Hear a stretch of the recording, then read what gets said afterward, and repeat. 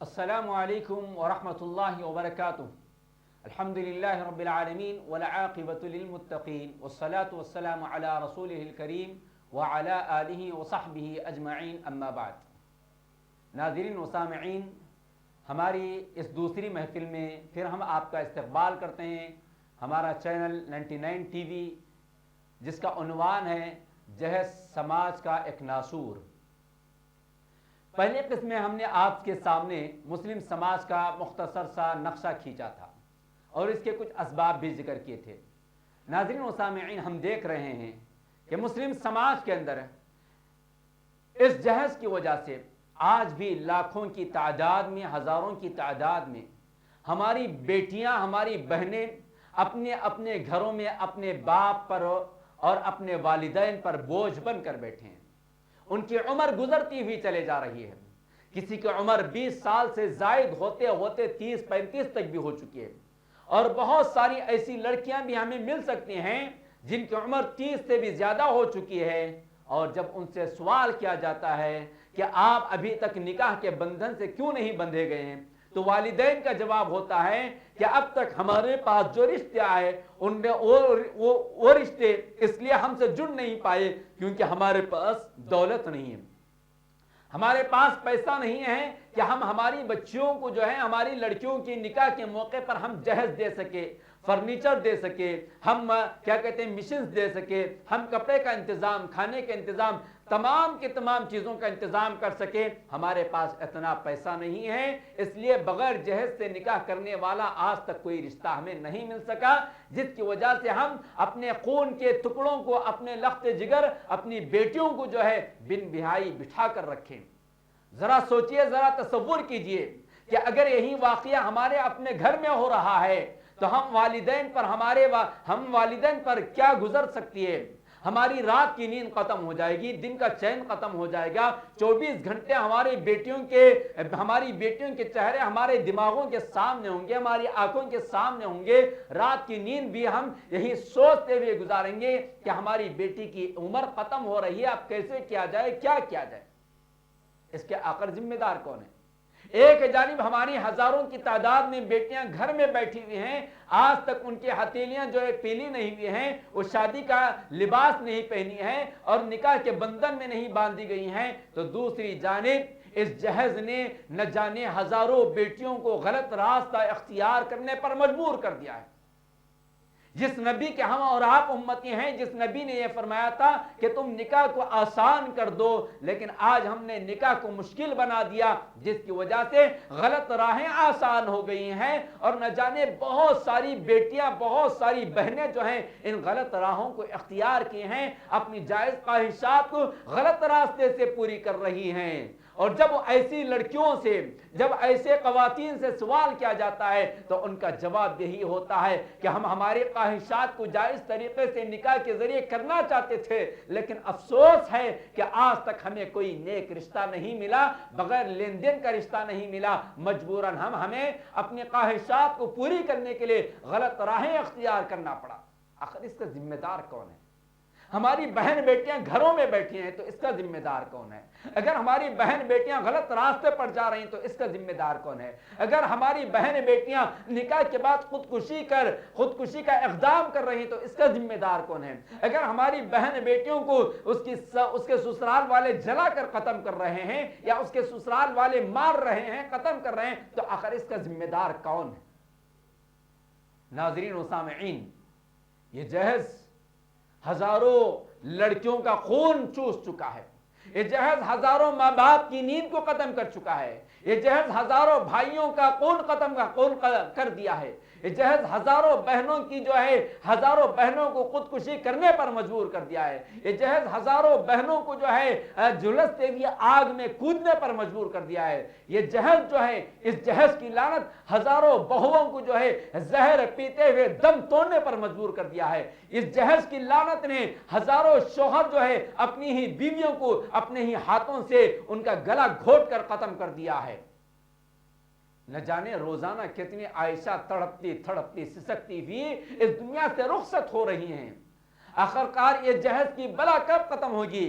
इस जहद की बला को खत्म करने के लिए समाज के उस तबके को आगे आना पड़ेगा जिन्हें अल्लाह ने दौलत से नवाजा है, जिन्हें अल्लाह ने माल से सरफराज किया है। इस तबके को आगे आना पड़ेगा, अहले सरवत को, मालदार लोगों को आगे आना पड़ेगा और उन्हें बताना पड़ेगा कि हम हमारे लड़के का रिश्ता एक गरीब खानदान से करेंगे, एक गरीब लड़की से रिश्ता करेंगे, लेकिन वहां कोई चीज लेन देन की नहीं होगी।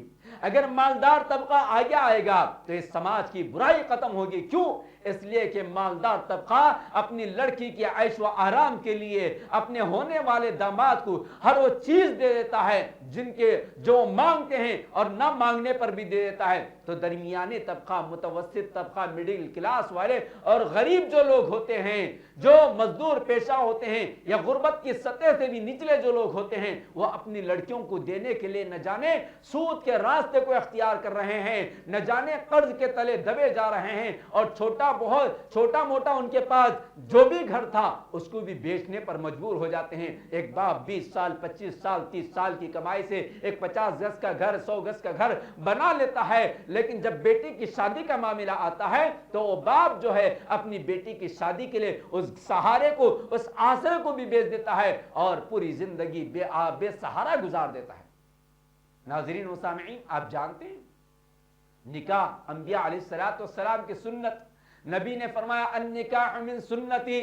इस हदीस का विर्द जो है हर खतीब, हर काजी खुतबे निकाह के मौके पर, खुतबे हाजा के मौके पर सुनाता है कि निकाह सुन्नत है। जब निकाह सुन्नत है और सुन्नत से इज़्दिवाजी जिंदगी से अपनी शुरुआत कर रहे हैं और ईमान और निकाह जो है ईमान कामिल होने की, निफ्स ईमान की अलामत है, और उसी दिन जो है हम हलाल और हराम की तमीज किए बगैर हराम के रास्ते को इख्तियार करते जाएंगे तो फिर ये कहां से सुन्नत होगी और कहां से निकाह की बात की जिंदगी में खैर और बरकत होगी। बल्कि हराम खाना और हराम का लिबास और हराम का माल अगर हमारी जिंदगी में आ जाए तो हम जो है निकाह की खैर और बरकतों से महरूम हो जाएंगे।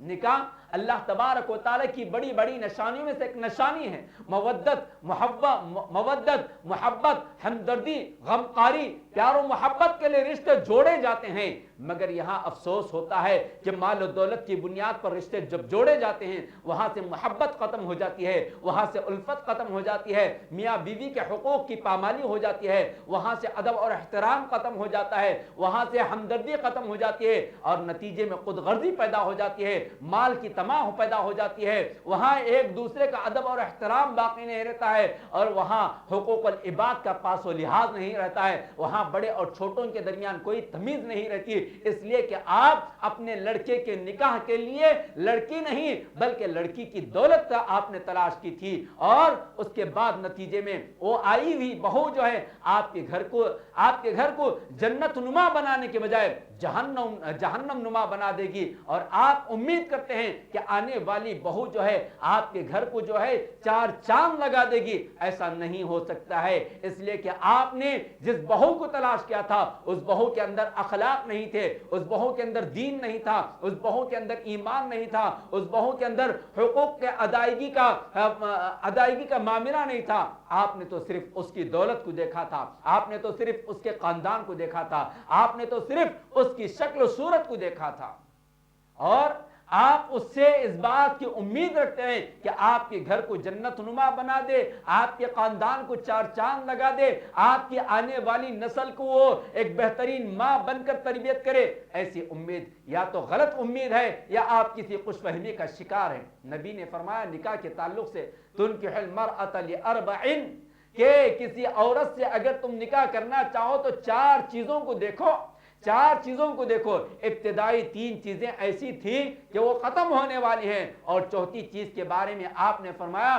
कि आप जो है चौथी चीज को तरजीह दो तो दुनिया और आखिरत दोनों जगह कामयाब हो जाएंगे। आइए जानते वो 4 चीजें क्या हैं। आपने फरमाया वली जमालिहा, वली हसबिहा, वली नसबिहा, वली मालिहा, वली दीनिहा। आपने फरमाया उसके हसब और नसब को देखो, उसके माल को देखो और उसकी खूबसूरती को देखो और चौथी चीज आपने फरमाया वली दीनिहा, उसके दीन को देखो, उसके दीन को देखो। आप तीनों चीजें जो है माल और दौलत खत्म होने वाली चीज है, حسن و جمال خوبصورتی ختم ہونے والی چیز ہے, خاندان اور قبیلہ حسب اور نسب ختم ہونے والا ہے, لیکن آپ نے آخری جو بات اہمیت والی تھی اس کو آپ نے آخر میں کون کیا, اور فرمایا وَلِدِينِهَا فَاصْبِرْ بِذَاتِ الدِّينِ تَرْبَتْ يَدَاكَ, کہ تم دینداری کو ترجیح دو گے تو تمہارے دونوں ہاتھ جو ہے سرخرو ہو جائیں گے, کامیاب ہو جائیں گے.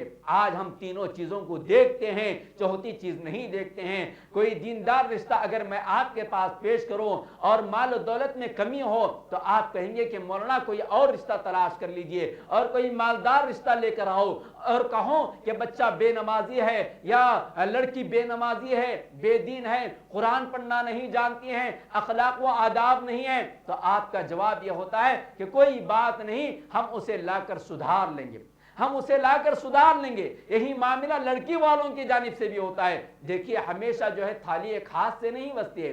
سماج کی یہ برائی ایک طرفہ برائی نہیں ہے, یہ دو طرفہ برائی ہے. وہ کیسے؟ اگر کسی لڑکی والوں نے کہا کہ آپ کوئی اچھا سا رشتہ بتائیے, میں اگر کسی دیندار لڑکے کا رشتہ بتاؤں, متشرع لڑکے کا رشتہ بتاؤں, اور اس کی کمائی جو ہے حلال کی ہو اور کم ہو, تو لڑکی والے بھی جو ہے یہ کہہ کر انکار کر دیتے ہیں کہ دیکھیے کوئی اور دیکھیے, اور اس کے بعد کوئی اور رشتہ دیکھوں جو دنیاوی اعتبار سے ویل سیٹل ہو, دولت ہو, سب کچھ ہو, لیکن اخلاق نہ ہو, ادب نہ ہو, احترام نہ ہو, دین نام کی چیز نہ ہو, بے نمازی ہو, شرابی کبابی ہو.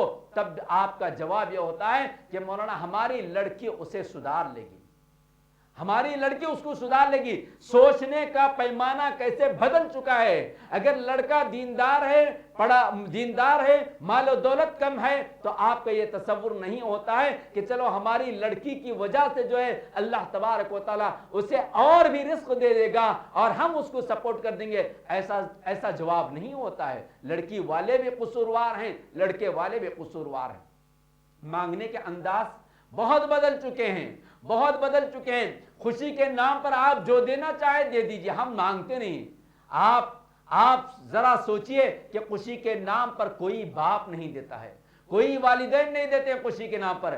دراصل ہوتا یہ ہے کہ بغیر دے کے اگر شادی کر دی جائے تو آپ کے روزانہ کے جو تانے ہوتے ہیں لڑکی کے حق میں, ان تانوں سے بچنے کے لیے اور اس ٹارچر سے بچنے کے لیے ماں باپ جو ہے خوشی کے نام پر دے دیتے ہیں. چھوٹی چھوٹی باتوں پر جو تانے سسرال میں ملتے ہیں لڑکی کو اور وہ برداشت نہیں کر پاتی ہے تو اپنے والدین سے شکایت کر بیٹھتی ہے. اس لیے والدین اڈواس ہی میں خوشی کے نام پر دے رہے ہیں. یہ خوشی کے نام پر نہیں ہے بلکہ اپنے لڑکی کو تانوں سے بچانے کے لیے دیا جاتا ہے, اور پھر نتیجے میں اتنا قرض ہو جاتا ہے, قرض تلے ایسے دبے جاتے ہیں ماں باپ کہ ساری زندگی جو ہے وہ قرض ادا کرتے کرتے رہ جاتے ہیں. آئیے سماج سے اس برائی کو دور کریں ہم, اور اس برائی کو دور کرنے کے لیے ہمیں اللہ تبارک و تعالیٰ کے حکم کو نافذ کرنا ہوگا. وہ حکم کیا ہے انشاءاللہ آنے والی قسط میں ہم آپ کی خدمت میں لے کر حاضر ہو رہے ہیں. آپ انتظار کیجئے. ہمارا یہ پروگرام